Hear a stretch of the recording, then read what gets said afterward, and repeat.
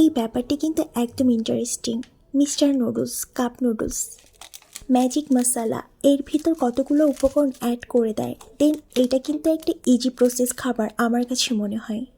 বিশেষ করে ছোট বাচ্চাদের জন্য বেটার ওয়েতে শর্ট টাইমে মেক করা যায়। আর আমরা ছোট বড় কম বেশি সবাই নুডলস পছন্দ করে থাকি।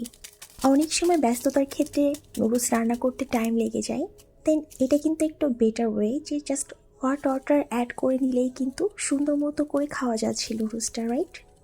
বাট আমার কিন্তু এতটা খাওয়া হয় না, তবে আজকে আমি অনেকদিন পর ট্রাই করছি এগেইন। ভালোই লেগেছে, খারাপ না। সসটা অ্যাড করাতে আরও বেশি টেস্টি হয়েছিল।